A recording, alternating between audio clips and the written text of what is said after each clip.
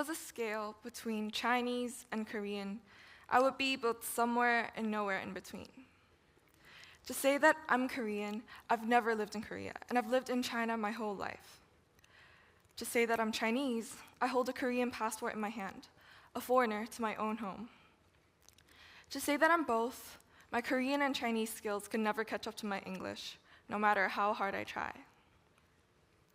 At times, when people ask me where I'm from, I have the urge to walk away to spare myself from the tedious explanations of my origin story and how I ended up where I am. It's not unlike a math question that I always get stuck on. So I dwelled on my nationality my entire life, pinpointing that specific part of me, so much so that I neglected other fragments of my identity.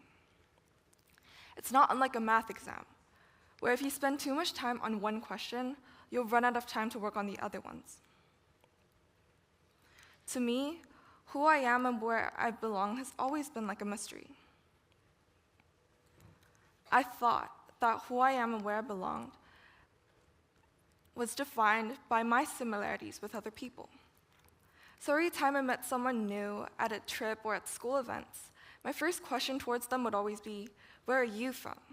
A question I now realize is rather hypocritical of me. When their answer was that they were either Chinese or Korean, my first reaction was, perhaps we could have some things in common.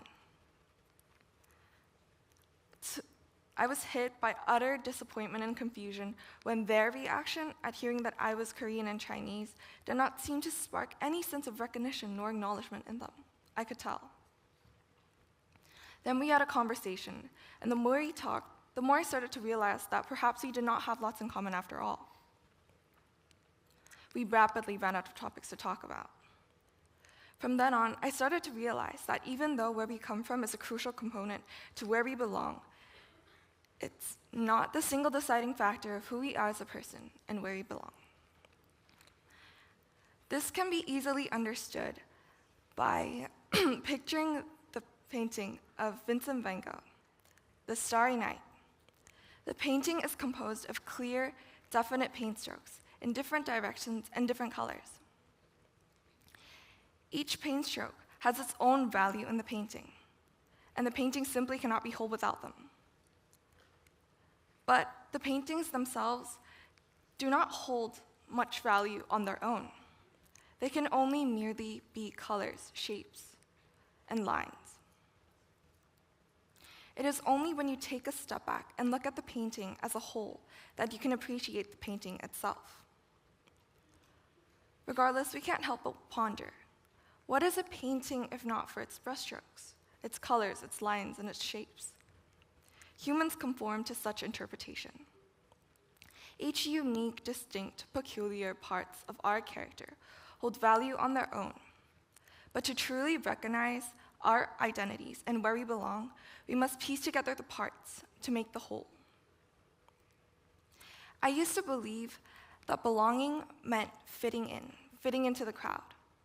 I used to believe that in order to belong, I had to share a similarity with someone.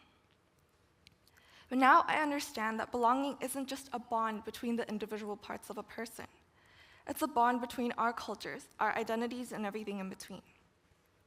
To me, who I am and where I belong is an endless web of every experience, every accomplishment, every ill-advised decision I've made, every future goal, every place I've been to, and every person I've met. Each bit is what defines me and where I belong. These parts united as a whole defines me. I never know how to form what defines me into a single sentence, but I've accepted that, because now I know that every part of me united is what truly matters. We must look not only at the brushstrokes of a painting, but the painting as a whole, because as Aristotle once said, the whole is more than just the sum of its parts. Our identity is more than just the sum of our parts, and where we belong is more than just the sum of our parts.